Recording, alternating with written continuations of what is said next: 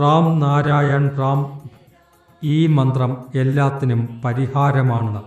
മന്ത്രം ഒരു ഭാഷയാണ്. അതിൽ തന്നെയാണ് ജഗത്ത് നിലകൊള്ളുന്നത്. അതാണ് യഥാർത്ഥ ഗ്രന്ഥം. നമ്മൾ ഗ്രന്ഥങ്ങൾ മഷിയാൽ എഴുതാം, എന്നാൽ വിശ്വപ്രകൃതിയുടെ സഞ്ചാരമെന്നത് തന്നെ യഥാർത്ഥ ഗ്രന്ഥമാണ്. വിശ്വം അതിൻ്റെ സൃഷ്ടികളിലൂടെ അനവധി അത്ഭുതങ്ങൾ കാണിക്കുന്നു. പക്ഷികളുടെ കളി, സമുദ്രത്തിൻ്റെ ശബ്ദം, നദിയുടെ ഒഴുക്കും, മലമുകളിൽ തണുത്ത മഞ്ഞ് പെയ്തതും ഇവയെല്ലാം പ്രകൃതി ഗ്രന്ഥത്തിൻ്റെ ഭാഗങ്ങളാണ്. ഈ പ്രകൃതി ഗ്രന്ഥത്തിന് ജീവശക്തിയുണ്ട്. ഈ വിശ്വഗ്രന്ഥത്തിൽ എന്താണ് എഴുതിയിരിക്കുന്നത്? നമ്മൾ കാണുന്നത് എല്ലാം ഭൗതിക ഭാഷയാണ്. എന്നാൽ യഥാർത്ഥ ശക്തി ലഭിക്കാൻ ആ മന്ത്രഭാഷ പഠിക്കണം. അതാണ് ആത്മീയത.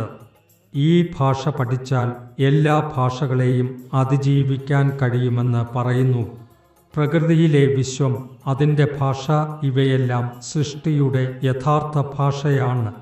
ഈ ഭാഷ മനസ്സിലാക്കുമ്പോൾ നമ്മൾ അത്യുന്നതമായ ശക്തികൾ നേടാൻ കഴിയും.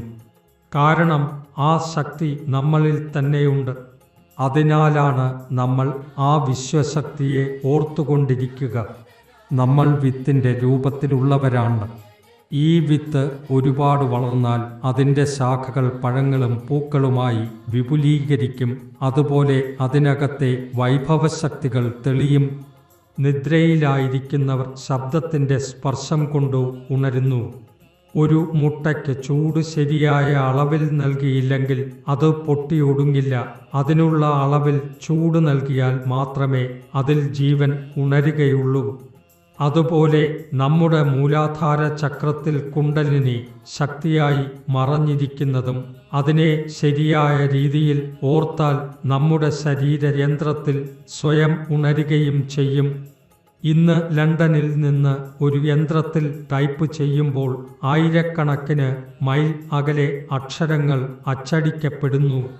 ഒരു സാധാരണ യന്ത്രത്തിൽ ഇത്ര ശക്തി ഉണ്ടെങ്കിൽ നമ്മുടെ ശരീരയന്ത്രം എന്തുകൊണ്ട് ഒരു മന്ത്രസ്മരണയിലൂടെ അതിനേക്കാൾ ശക്തിയുള്ളതാക്കാൻ കഴിയരുത്?